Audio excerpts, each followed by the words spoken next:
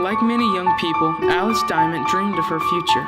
I was very interested when I was much younger. I was just very interested in physical education.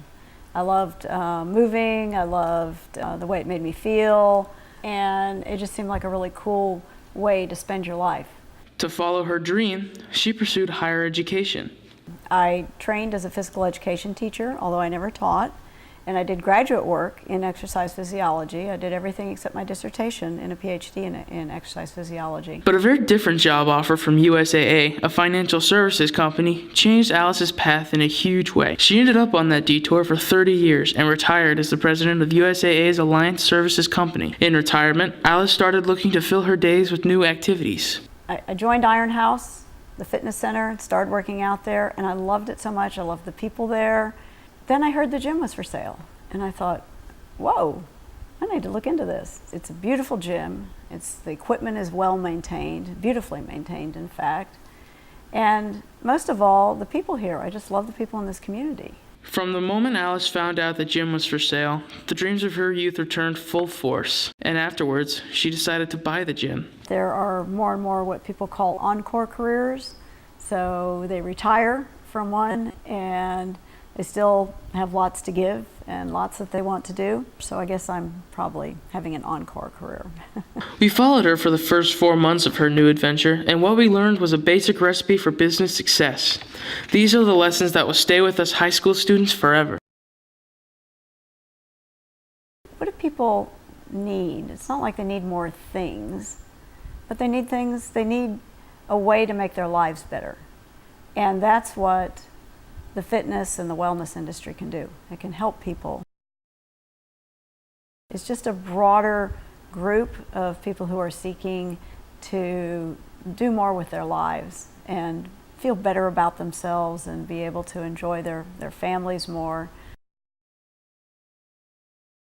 They're very, very supportive, and I wouldn't do this if I didn't have that support from them. And first of all is my husband, Pete Pfeiffer. He's the rock, the one that's back there for me and making sure that I can do all these things that I'm working on and doing and attempting to do. And he's a very big part of it. If I didn't have that, then there'd be no way that I'd be able to move forward with this. A lot of the things that I was sensing that seemed sort of intuitive to me, people were like, yeah, that's exactly right. Yeah, that's what you need to do. Go for it. We agree. And they're seeing the same potential that I see. And they're like, wow, this is so great. And I mean, what could be easier than that? And putting all that together. It was a nice surprise, but it was a little bit of a surprise. I can't begin to tell you how many things there are to deal with. Strategic planning to making sure that the toilets work is, you got to figure out, what do I do when, and where do I put my energies? That's probably the hardest thing.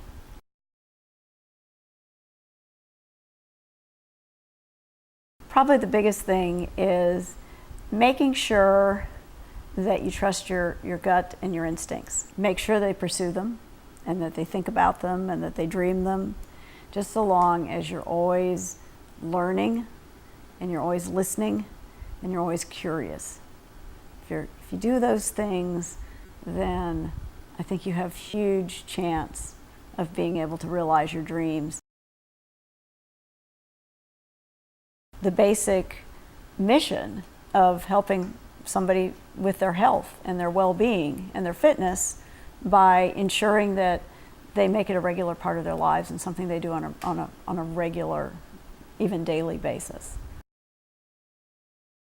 I've seen people who have lost literally over 100 pounds and have changed their whole outlook on life. It creates new confidence in people, in their abilities. And it's not so much the fitness center per se, the building. It's the whole experience and the community of people that are there. I, at one time, weighed about 220 pounds. I had a little bout with cancer, and decided that I wanted to be around for a little bit longer for my kids. And fitness is always, I think, going to continue to be part of my life as long as I can do it. I like having something that's this close, right here in a small town. I think with it being right here, I'd be able to use it a whole lot easier because it's in my commute and opens early and stays open late. So I think it'd be good because fitness is so important, I think, to a community that really, we haven't seen a whole lot of this in the last 10, 15 years. And for them to be involved is exciting for me to see them want to do things right here in our community. Today, Alice's gym, now named Fitwell, is proving to be on a path for success. The membership has grown, the number of employees has increased, and the place is a busy, bright, and positive environment where you can feel the energy on a daily basis. And Alice is happy, fulfilling her dream that had been put on hold for 30 years.